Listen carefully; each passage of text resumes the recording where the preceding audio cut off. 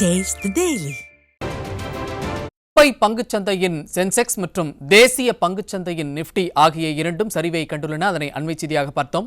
இதை பற்றி பின்னர் வரும் செய்தி தொகுப்புகளில் விரிவாக பார்க்க இருக்கிறோம். தொடர்ந்து மற்ற செய்திகளை பார்க்கலாம். உரவிலையை உயர்த்துவதில் அக்கறை காட்டும் மைனாரிட்டி பாஜகவிற்கு அடிப்படை ஆதார விலையை நிர்ணயம் செய்வதில் என்ன பிரச்சனை என விவசாயிகள் கேள்வி எழுப்புகின்றனர்.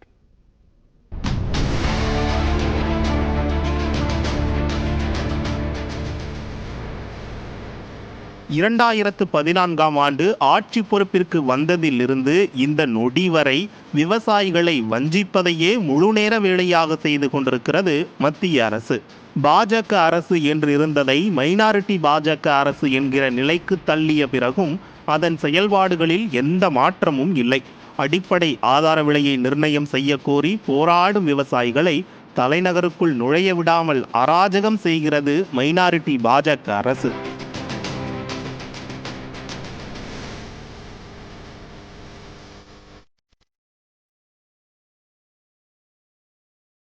விவசாயிகள் அடிப்படை ஆதார விலை கேட்டு போராடி கொண்டிருப்பது ஏன்?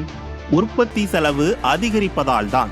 இப்போது கூட விவசாயிகளை தொடர்ந்து வஞ்சித்து வரும் மைனாரிட்டி பாஜக அரசு உரங்களின் விலையை 10 முதல் 15% உயர்த்த உள்ளதாக தகவல் வந்துள்ளது. அம்மோனியம் பாஸ்பேட் விலை 12 முதல் 15% உயரும் என்று எதிர்பார்க்கப்படுகிறது. அதாவது மூலப்பொருட்களின் விலை உயர்வு காரணமாக 50 கிலோ பை ஒன்றுக்கு 1350 முதல் 1550 1590 ரூபாய் வரை உயரலாம் என எதிர்பார்க்கப்படுகிறது. யூரியாவிற்கு அடுத்தபடியாக இந்தியாவில் அதிகம் பயன்படுத்தப்படும் இரண்டாவது உரம் DAP. இந்தியா தனது ஆண்டுக்கு 11 மில்லியன் டன் DAP தேவையில் பாதியை இறக்குமதி செய்வதால் அதன் விலையும் அவ்வப்போது உயர்ந்து வருகிறது. இப்படி உரங்களின் விலை அதிகரிக்கும் போது உற்பத்தி செலவு அதிகரிக்கும் தானே.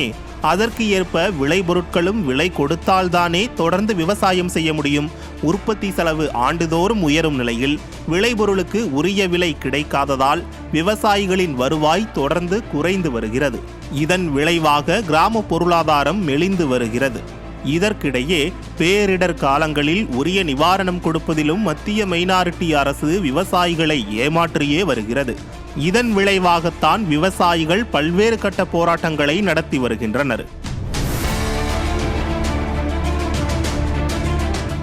உரவிலையை உயர்த்துவதில் அக்கறை காட்டும் மைனாரிட்டி பாஜகவிற்கு அடிப்படை ஆதார விலையை நிர்ணயம் செய்வதில் என்ன பிரச்சனை, ஏன் செய்ய மறுக்கிறது என்பதே தலைநகர் முதல் தமிழகம் வரை உள்ள விவசாயிகளின் கேள்வியாக உள்ளது.